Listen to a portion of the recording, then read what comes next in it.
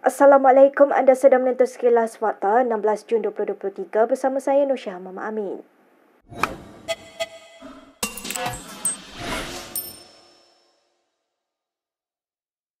Lembaga Hasil Dalam Negeri LHDN dilaporkan telah membuat serbuan ke rumah Ketua Pembangkang Hamzah Zainuddin di Damansara, Kuala Lumpur. Ketika dihubungi sumber yang dekat dengan Kepimpinan Bersatu mengesahkan serbuan itu. Terdahulu, laporan The Star dan Free Malaysia Today memetik sumber sebagai mendakwa LHDN telah menyerbu kediaman ahli Parlimen Larut itu. The Star melaporkan serbuan diadakan pada pagi semalam, sementara laporan Free Malaysia Today menyatakan ia dibuat malam semalam. Menurut laporan The Star, serbuan dibuat ekoran dakwaan cukai pendapatan yang tidak dilaporkan. Sumber itu mendakwa Hamzah berada di rumah ketika serbuan dan fail serta dokumen berkaitan akaun dan pemilikan aset telah dirampas. Sumber yang dekat dengan Hamzah dipetik berkata, ia merupakan tindakan bermotifkan politik oleh pihak berkuasa memandangkan pemimpin Bersatu itu sentiasa merekodkan cukainya. Menurut sumber itu lagi, LHDN tidak menyatakan secara terperinci sebab serbuan itu dilakukan sama ada berkaitan cukai melibatkan syarikat atau projek tertentu. Malaysia kini telah menghubungi pemimpin Bersatu untuk mendapatkan pengesahan dan komen berhubung perkara ini.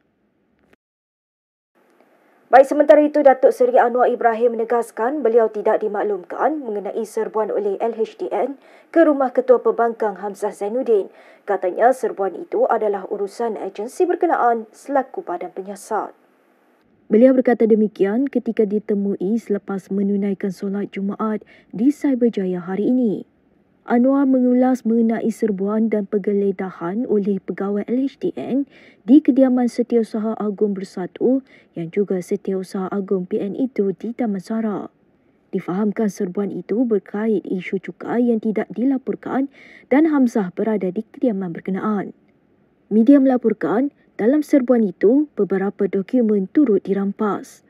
Dalam pada itu, Ahli Majlis Pimpinan Tertinggi Bersatu Saifuddin Abdullah menganggap tindakan tersebut hanyalah strategi politik murahan bagi memburukkan pimpinan kanan dalam parti itu.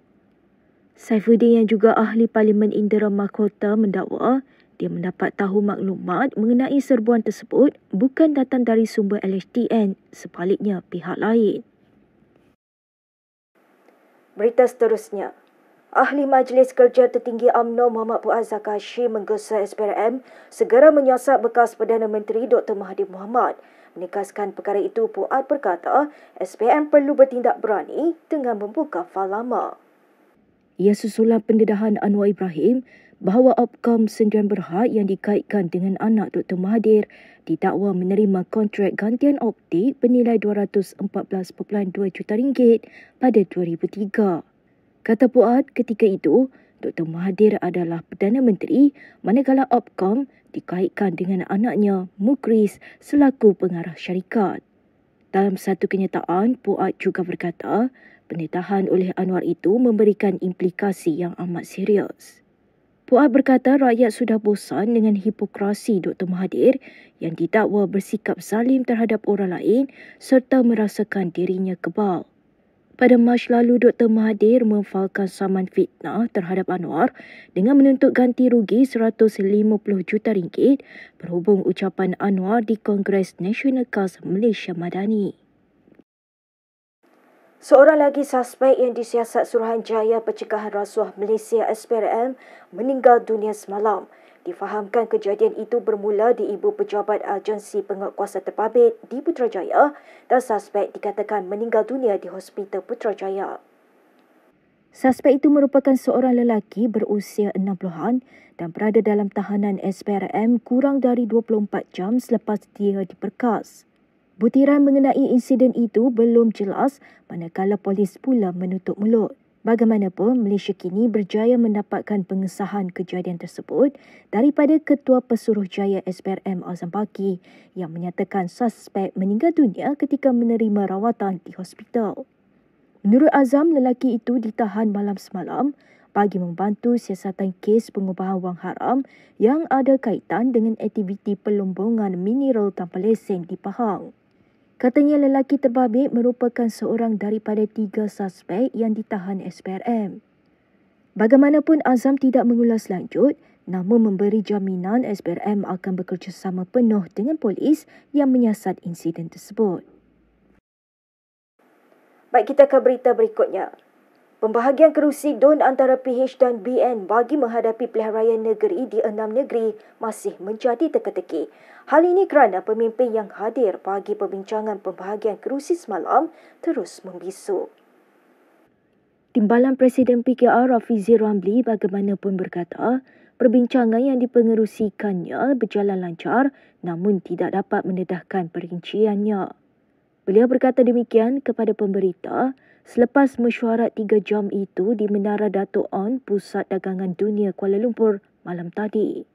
Antara pemimpin kerajaan perpaduan yang hadir adalah Timbalan Pengerusi BN Muhammad Hassan, Pengerusi UMNO Terengganu Ahmad Said, Timbalan Setiausaha Agung DAP Liu Chintong dan Pengerusi Komunikasi Amanah Khalid Samad.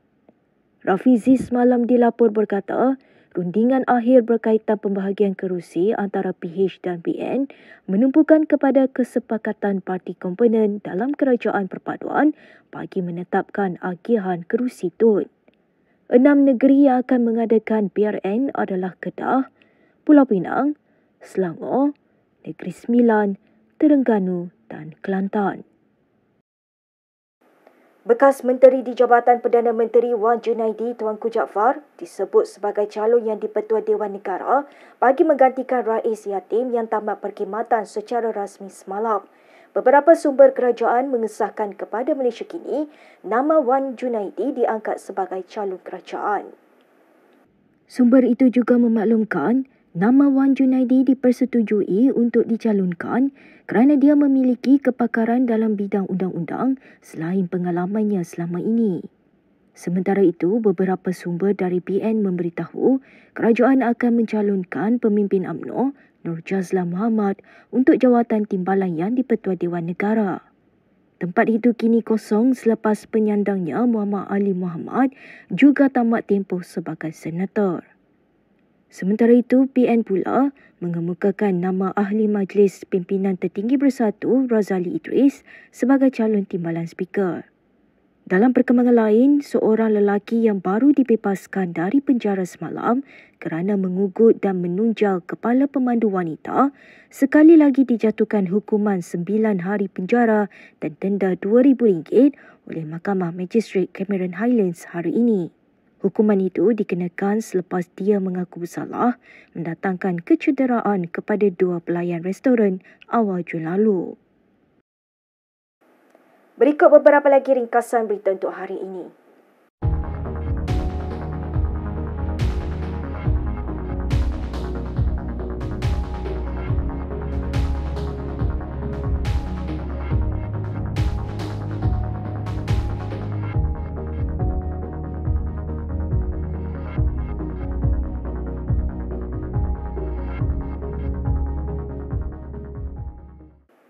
Baik, sekian sahaja daripada saya Nur Syah Mama Amin untuk Sekilas Fakta.